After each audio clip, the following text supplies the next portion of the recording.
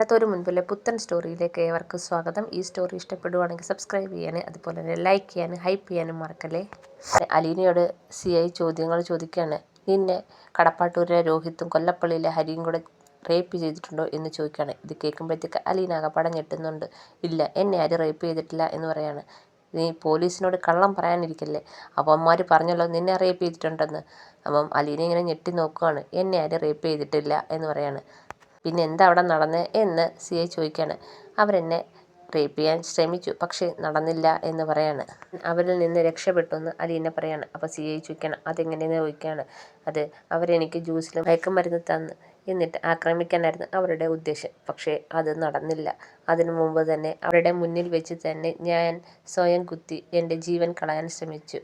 അതോടെ അവർ പേടിച്ച് ഭയന്ന് ഇറങ്ങി ഓടി. അങ്ങനെയാണ് ഞാൻ രക്ഷപ്പെട്ടത്. അപ്പോഴത്തേക്ക് തൊട്ടടുത്തുള്ള ഒരു ഡോക്ടർ അങ്ങോട്ട് വരികയും എന്നെ ഹോസ്പിറ്റലിലാക്കി. അങ്ങനെയാണ് ഞാൻ രക്ഷപ്പെട്ടതെന്ന് പറയുകയാണ്. അപ്പോൾ ഇത് കേൾക്കുമ്പോഴത്തേക്ക് CI ഇങ്ങനെ ചെട്ടി നോക്കുകയാണ്. അതെ, എന്നെ ആരും റേപ്പ് ചെയ്തിട്ടില്ലെന്ന് അലീന CI അടുത്ത് പറയുകയാണ്. ഇത്രയും ഒരു സംഭവം ഉണ്ടായിട്ട് നീ എന്താ അവർക്കെതിരെ കേസ് കൊടുക്കാഞ്ഞ എന്ന് ചോദിക്കുകയാണ്.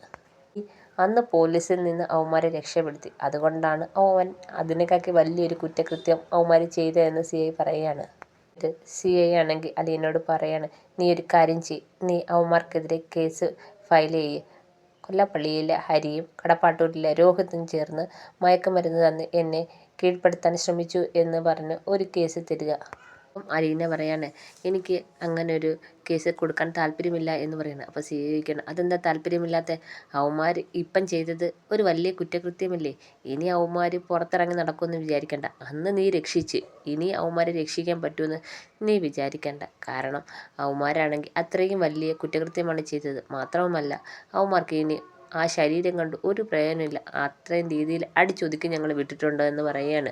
അപ്പം നിൻ്റെ പരാതിയും കൂടെ ആകുമ്പോൾ അവന്മാർക്കെതിരെയുള്ള കേസ് ഒന്നും കൂടെ സ്ട്രോങ് ആവും എന്ന് CI അലീന അടുത്ത് പറയുകയാണ്.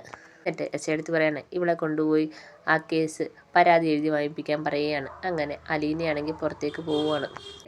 SIയുടെ റൂമിലേക്കാണ് കൊണ്ടുപോകുന്നത്. എന്നിട്ട് SI ആണെങ്കിൽ അലീന അടുത്ത് പറയാണ്, നിന്നെ അവന്മാർ റേപ്പ് ചെയ്തിട്ടില്ലെന്നല്ലേ നീ പറഞ്ഞത്?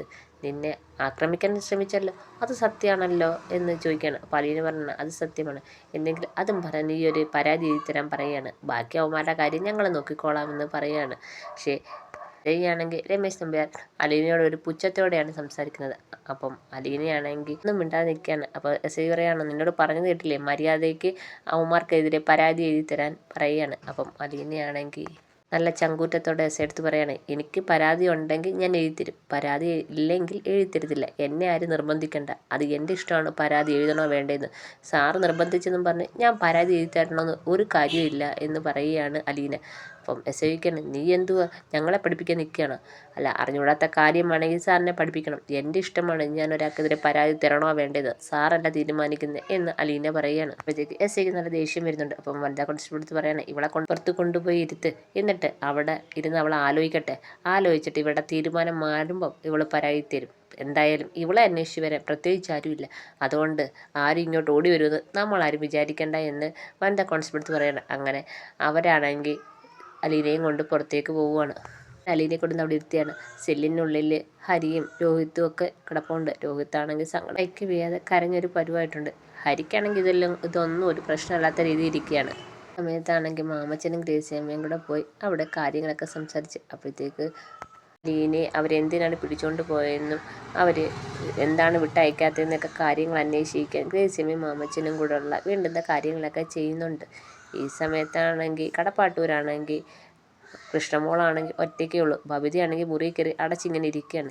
കൃഷ്ണമോൾക്ക് സഹിക്കാൻ വയ്യാതെ ബബിതയുടെ മുറി വന്ന് തട്ടുന്നുണ്ട്. അപ്പോഴത്തേക്കും ബബിത വന്ന് ഡോർ തുറക്കുമെന്ന് ചോദിക്കുകയാണ്. എന്തിനാ എന്നെ ഇങ്ങോട്ട് വിളിച്ചത് എന്ന് ചോദിക്കുകയാണ്. അപ്പോൾ കൃഷ്ണയാണെങ്കിൽ ഭയങ്കര ദേഷ്യത്തോടെ പറയാണ്, ഇവിടെ എന്തൊക്കെ പ്രശ്നങ്ങൾ നടന്ന്, എന്തെങ്കിലും പ്രശ്നത്തിൽ ചേച്ചി ഇത് വല്ലതും അറിയുന്നുണ്ട്? ഇവിടെ വന്ന് അലീന ചേച്ചിയെ പോലീസ് പിടിച്ചുകൊണ്ട് പോയി, അത് വല്ലതും ചേച്ചി അറിഞ്ഞോ? ഇവിടെ എന്തൊക്കെ പ്രശ്നങ്ങൾ നടന്നിട്ട് ഈ മുറി കയറി ഇങ്ങനെ അടച്ചിരിക്കാൻ ചേച്ചിക്ക് എങ്ങനെ തോന്നുന്നു? ഇതൊന്നും കണ്ടിട്ട് ചേച്ചിക്ക് ഒന്നും തോന്നുന്നില്ലയോ? ചേച്ചി മുറി കയറി എന്ത് ചെയ്യുക എന്നും പറഞ്ഞുകൊണ്ട് കൃഷ്ണ ബബിതയെടുത്ത് ദേഷ്യപ്പെടുവാണ്. അപ്പോൾ ബബിത പറയാണ്, അവളെ പോലീസ് പിടിച്ചുകൊണ്ട് പോയതിന് ഞാൻ എന്താ വേണം? ഞാനെന്തോ അവളുടെ കൂടെ പോകണം? അവളുടെ കാര്യം അവളൊന്ന് നോക്കിക്കോളും, ഞാൻ എന്തിനാണ് നോക്കുന്നത്? പിന്നെ ഇവിടെ നടക്കുന്നത് നല്ലതൊന്നും കാര്യമല്ലല്ലോ, അവിടെ വന്ന് പ്രത്യേകിച്ച് കാര്യങ്ങളൊക്കെ അറിയാൻ നീ നിൻ്റെ പടരുമെന്നും പറഞ്ഞുകൊണ്ട് ബബിത ദേഷ്യം ഡോറങ്ങ് അടയ്ക്കുകയാണ്. ഡോറൊക്കെ അടച്ചിട്ട് ഭയങ്കര ദേഷ്യത്തോടെ വന്ന് കട്ടിലിരിക്കുകയാണ്. അപ്പോഴത്തേക്ക് കൃഷ്ണയാണെങ്കിൽ ഭയങ്കര സങ്കടത്തോടെ പുറത്തിങ്ങനെ നിൽക്കുകയാണ്. ബബിതയാണെങ്കിൽ കൃഷ്ണ ചോദിച്ചത് അങ്ങോട്ട് ഇഷ്ടപ്പെട്ടില്ല. അതിൻ്റെ ഒരു ദേഷ്യത്തിലുമാണ് ബബിത. ഈ സമയത്ത് ഹോസ്പിറ്റലിലാണെങ്കിൽ കാര്യങ്ങളൊക്കെ സുലോചന വൈജയന്തി അറിയിച്ചിട്ടുണ്ട്. അപ്പം വൈജയന്തി പറയാണ് അവളെ കൊണ്ടുപോട്ട്, അതിന് നമുക്കെന്തോ അവളെ കൊണ്ടുപോട്ട്, അതാ വേണ്ടുന്നത് എന്ന് പറയാണ്. അപ്പോൾ സുലോചന പറയാണ് ചേച്ചി കൂടുതൽ സന്തോഷിക്കൊന്നും വേണ്ട, പോലീസാണെങ്കിൽ പരാതിയും തയ്യാറാക്കി വെച്ചുകൊണ്ടിരിക്കുകയാണ്. മുമ്പാണെങ്കിൽ ഹരിയും രോഹിത്തും കൂടെ അലീനെ ആക്രമിക്കാൻ നോക്കിയല്ലോ, അത് അവന്മാരിപ്പോൾ തത്ത പറയുന്ന പോലെ എല്ലാം പോലീസിൻ്റെ അടുത്ത് പറഞ്ഞിട്ടുണ്ട്. അതിനാണ് അലീനെ പിടിച്ചുകൊണ്ട് പോയത്. പോലീസാണെങ്കിൽ രോഹിത്തിനും ഹരിക്കുമെതിരെ കേസ് രജിസ്റ്റർ ചെയ്യാൻ കാത്തിരിക്കുകയാണ്. അലീനയുടെ ഒരു സമ്മതം മാത്രം മതി. അലീന സമ്മതിക്കാത്തതുകൊണ്ടാണ് ഇതുവരെ കേസ് രജിസ്റ്റർ ആവാത്തത്. അലീന എപ്പം സമ്മതിക്കുന്നുണ്ട് അപ്പം രോഹിത്തിനും ഹരിക്കെതിരെ അവർ കേസ് രജിസ്റ്റർ ചെയ്യും. പിന്നെ അവന്മാർ പുറത്തിറങ്ങുമെന്ന് പ്രതീക്ഷിക്കുകയേ വേണ്ട എന്ന് പറയാണ്. അപ്പോഴത്തേക്ക് വൈജയന്തി ആ സന്തോഷം അങ്ങ് പോകുന്നുണ്ട്. അതുകൊണ്ട് ചേച്ചി കൂടുതൽ സന്തോഷിക്കേണ്ട, അലീന അവിടെ പോലീസ് സ്റ്റേഷനിൽ ഇരിക്കുന്നതിന് കൂടുതൽ സന്തോഷിക്കേണ്ട. അവൾക്ക് ഒരു ദയവൊക്കെ ഉണ്ടായില്ലെങ്കിൽ പിന്നെയും രോഹിത്തിൻ്റെ കാര്യം കഷ്ടമാവുമെന്ന് സുലോചന വൈജയന്തി പറയാണ്. അതങ്ങോട്ട് വൈജയന്തിക്ക് ഇഷ്ടപ്പെട്ടില്ല. എന്നാൽ വൈജയന്തിയുടെ മിണ്ടായിരിക്കുകയാണ്. ഈ സമയത്താണെങ്കിൽ പോലീസ് സ്റ്റേഷനിലാണെങ്കിൽ സി ആണെങ്കിൽ പുറത്ത് പോയിട്ടൊക്കെ വരികയാണ്. അപ്പോഴും അലീന അവിടെ തന്നെ ഇരിക്കുകയാണ്. അപ്പോൾ വനിതാ കോൺസ്റ്റബിളിൻ്റെ അടുത്ത് ചോദിക്കുന്നുണ്ട്, ഇവളെന്താ ഇതുവരെ പരാതി എഴുതി തന്നില്ലേ എന്ന് ചോദിക്കുകയാണ്. അപ്പോൾ എസ് ഐ അങ്ങോട്ട് വന്നിട്ട് പറയാണ് അവൾ പരാതി എഴുതത്തില്ല എന്ന് നിർബന്ധത്തിൽ തന്നെ ഇരിക്കുക സാറേ എന്ന് പറയാണ്. അപ്പോഴത്തേക്ക് സി ഐ ആണെങ്കിൽ അലീനെ അടുത്തിട്ട് നോക്കിയാണ്, നീ പരാതി എന്താ എഴുതി തരാത്തേ എന്ന് ചോദിക്കുകയാണ്. അപ്പോൾ അലീന പറയാണ് എനിക്ക് പരാതിയില്ല സാറേ, ഇല്ലാത്ത പരാതി ഞാനെന്തിനാ എഴുതി തരുന്നേ, നിങ്ങളൊക്കെ നിർബന്ധിച്ചെന്നും പറഞ്ഞ് എനിക്ക് എഴുതി തരണമെന്നുണ്ടോ എന്ന് ചോദിക്കുകയാണ്. അത് കേൾക്കുമ്പോഴത്തേക്ക് സി ഐ ഒന്നും മിണ്ടാതെ ഇങ്ങനെ നിൽക്കുകയാണ്.